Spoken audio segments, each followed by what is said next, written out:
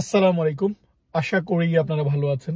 দেশে প্রচন্ড গরম চলছে। অনেকে দেখলাম এই গরম সহ্য করতে না পেরে বা হিট স্ট্রোকে অনেকেই মারা গিয়েছেন। আমি তাদের রুহের মাগফিরাত কামনা করি।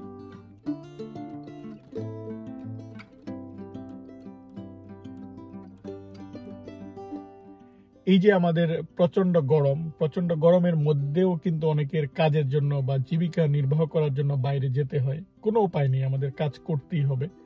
আমরা সাধারণত কক্ষ তাপমাত্রা বা রুম টেম্পারেচার বলে থাকি 25 ডিগ্রি সেলসিয়াস। সেই জায়গায় দেখলাম দেশের কোথাও টেম্পারেচার 40 ডিগ্রি সেলসিয়াসের উপরে। সো বুঝতেই পারছেন এটা সহ্য করাটা অনেক কঠিন। বিশেষ করে আমরা যারা রোদের মধ্যে কাজ করি, দেশের অনেক মানুষ, এই শ্রমজীবী মানুষ, তাদের রোদে যেতে হয় বা আহ, জমিতে কাজ করতে হয়, বা যারা শহরের পরিবেশে বাইরে কাজ করে তাদের অনেক কষ্ট হয়। আমাদের শরীর হিট সেন্সিটিভ।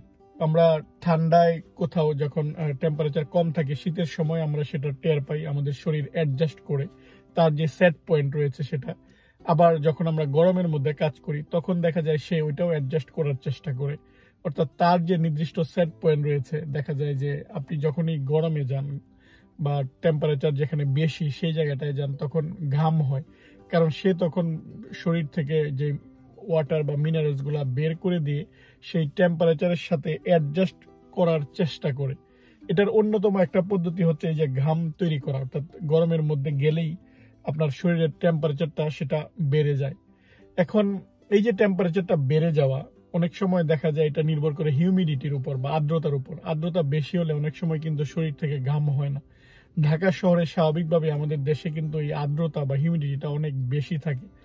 তখন আমাদের শরীরের পক্ষেও কিন্তু এটা অ্যাডজাস্ট করা কঠিন হয়। আমাদের তো যেই কাজটা করতে হবে তখন, এই যে বডি এটা কন্ট্রোল করতে পারতেছে না, তখন কিন্তু সে রিয়েকশন দেয়। রিয়েকশনটা কিভাবে দিচ্ছে, অনেকের মাসল ক্র্যাম্প হবে, পা টেনে ধরছে, বা যেটা বাংলায় যদি আমি বলি যে পা কামড়াচ্ছে, বা অস্বস্তি লাগে, অনেকের মাথা ব্যথা করে, মাথা ঘোরায়, বা অনেকে বমি হয়। সো এই যে সিমটমস বা উপসর্গ, এই উপসর্গগুলো আসার আগেই কিন্তু আপনাকে প্রিকশন বা সতর্কতাগুলো নিতে হবে। আপনি বাইরে কাজ করতেছেন, অনেকেই টানা কাজ করে এই জিনিসগুলো গুরুত্ব দেয় না, কিন্তু যখনই আপনি ফিল করবেন, যখনই আপনি অনুভব করবেন যে আপনার পা টেনে ধরছে, বা যখনই আপনি অনুভব করবেন আপনার মাথা ঘোরাচ্ছে, বা আপনার খুবই খারাপ লাগছে, তখনই আপনাকে তাড়াতাড়ি কিন্তু ব্যবস্থাগুলো গ্রহণ করতে হবে। তা না হলেই কিন্তু হিট স্ট্রোক বা এই জিনিসটা হয়। আর তখন সরাসরি যদি আপনাকে হাসপাতালে না নেওয়া হয় বা তাড়াতাড়ি ট্রিটমেন্ট শুরু না করা হয়, তখন কিন্তু মানুষ মৃত্যুর কোলে ঢলে পড়ে। সো আমাদের যেটা করতে হবে, যে মানুষগুলো বাইরে কাজ করে তাদেরকে সচেতন করতে হবে যে এখন প্রচন্ড গরম চলছে। আপনি এই গরমে বেশিক্ষণ যদি থাকেন, তাহলে আপনার শরীরের পক্ষে সেটা অ্যাডজাস্ট করা সম্ভব নয়, আপনি অসুস্থ হয়ে পড়বেন। তাই যেটা করতে হবে, এই যে শরীর থেকে ঘামটা বের হয়ে যাচ্ছে, আমরা যেটা করি অনেকেই যে পানি খাই। অবশ্যই পানি খাওয়াটা ভালো, কিন্তু আপনি যখনই গরমে কাজ করতেছেন বা অত্যধিক তাপমাত্রায় যাচ্ছেন, তখন শরীর থেকে যখন ঘাম বা পানি বের হয়ে যায়, সাথে কিন্তু মিনারেলস গুলোও বের হয়ে যায়। তাই যেটা করা উচিত যে স্যালাইন খাওয়াটা উচিত, কারণ স্যালাইনে শুধু পানি না, আমরা স্যালাইনে যে মিনারেলস বা আয়ন গুলো থাকে। তাহলে আপনাকে এই কাজটা করলে ভালো হয় যে আপনি স্যালাইন খেয়ে নিলেন, বা আপনার যখনই খারাপ লাগে সাথে সাথেই কিন্তু স্যালাইনটা খাওয়া উচিত। এক। দুই নাম্বার যেটা হচ্ছে যে অনেকেই আমরা পানি পান না করে বা স্যালাইন আমরা যেটা করি কি না খেয়ে আমরা কোল্ড ড্রিঙ্কস বা কোমল পানীয়র দিকে যাই, যে একটা দোকানে গেলাম, একদম ফ্রিজ থেকে ঠান্ডা কোমল পানীয় নিয়ে তখন কিন্তু খাওয়া শুরু করি। সেটা আরো খারাপ, কারণ কোমল পানীয় এমনিতেই ক্ষতিকারক। এখানে কালার্স থাকে, এখানে সুগার থাকে, বা এখানে যেই ওরা যে উপাদান দিয়ে এটা বানায় সেটা আমাদের শরীরের জন্য ক্ষতিকর।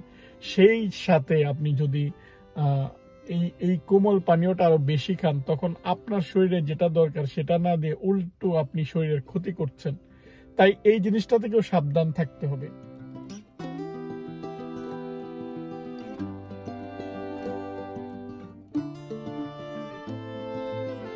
পানি খেতে পারেন, ঠান্ডা, হালকা ঠান্ডা বা ঠান্ডা পানিতে গোসল করতে পারেন। বিশেষ করে যাদের খারাপ লাগে তাদের উচিত যে তাড়াতাড়ি ঠান্ডা পানি মাথায় দেয়া বা ঠান্ডা পানি দিয়ে গোসল করা, যেন হিট স্ট্রোক থেকে আমরা বাঁচতে পারি। এটা অন্যতম একটা উপায়। কিন্তু আপনারা যারা শুধুমাত্র পানি খান তাদেরও সতর্ক থাকতে হবে যে শুধুমাত্র পানি দিয়ে আপনি যে মিনারেলস বা আয়নের ঘাটতি সেটা পূরণ করতে পারবেন না। তাই এই জায়গায় আমরা দুইটা ভুল করি, এক হচ্ছে অনেকেই শুধু পানি পান করি, আর অনেকেই হচ্ছে আমরা কোল্ড ড্রিঙ্কস পান করি। এই দুইটা করা যাবে না, আপনাকে পানি পান করতে হবে, সাথে আপনাকে স্যালাইন যদি আপনি পান করতে পারেন, স্যালাইন যদি আপনি খেতে পারেন সেটা আপনার জন্য ভালো।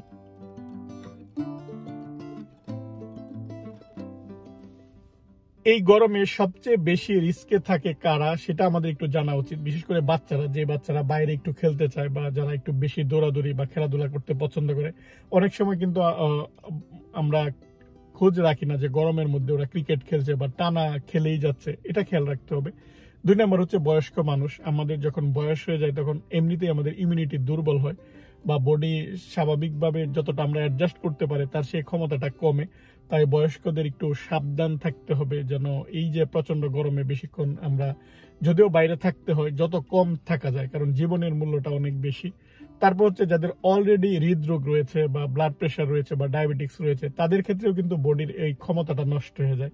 একজন সুস্থ মানুষ যত সহজে সবকিছু অ্যাডজাস্ট করতে পারে, টেম্পারেচার বা প্রেশার, সেই জিনিসটা কিন্তু ওই রোগগুলা থাকলে বা যাদের ওবেসিটি থাকে, যাদের ওজন একটু বেশি, তাদের ক্ষেত্রে সেই ক্ষমতাটা কমে যায়। তাদেরকে সাবধান থাকতে হবে যেন এই যখনই আপনি টের পাবেন, যখনই আপনি বুঝতে পারবেন যে আপনার অত্যধিক খারাপ লাগতেছে রোদে, তখনই আপনার যে ব্যবস্থাগুলো গ্রহণ করা উচিত সেই ব্যবস্থাগুলো আপনাকে গ্রহণ করতে হবে, যে পানি পান করা বা স্যালাইন পান করা বা একটু ঠান্ডা জায়গায় যাওয়া। এই জিনিসগুলো কিন্তু তাড়াতাড়ি আপনাকে করে ফেলতে হবে। আমার কাছে মনে হয় যে সবচেয়ে বেশি রিস্কের মধ্যে থাকে হচ্ছে শ্রমজীবী মানুষ, কারণ তাদের বাইরে যেতেই হয়। এক হচ্ছে জীবিকা নির্বাহের জন্য, যে কাজ না করলে তাদের খাবার জুটবে না। তাই বিশেষ করে যারা রিক্সা চালাচ্ছে বা ভ্যান চালাচ্ছে, এই যে মানুষগুলা বা যারা কনস্ট্রাকশনের কাজ করতেছে গরমের মধ্যে, তাদের কিন্তু কোনো উপায় নেই। তারা দেখা যায় যে কাজ তাদেরকে করতেই হবে। সো এই মানুষগুলাকে আমাদের একটু বোঝানো উচিত বা তাদেরকে সচেতন করা উচিত যে আপনি যখন কাজ করবেন একটু বিশ্রাম নিয়ে কাজ করেন, এবং শরীরে যে ঘাটতিগুলো রয়েছে মিনারেলস, সেই ঘাটতিটা স্যালাইনের মাধ্যমে আপনাকে পূরণ করা উচিত।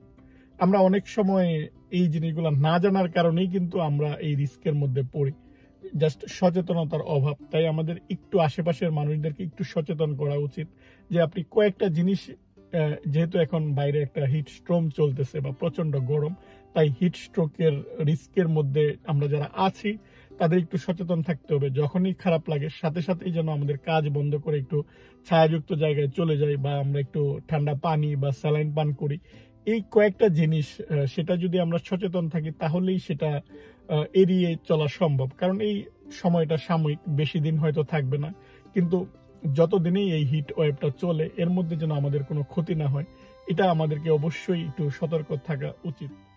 আমার যারা দর্শক, আপনাদের কাছে এই মেসেজটা দিলাম আমার নিজের দায়িত্ববোধ থেকে, যেন আপনারা এই জিনিসগুলো জানা থাকলে আরেকজনকে আপনারও জানানো সুবিধা হবে। আল্লাহ তাআলা আপনাদেরকে ভালো রাখুক, সেই কামনা এই ভিডিওটি এখানেই শেষ করছি। আপনারা ভালো থাকবেন। আল্লাহ হাফেজ।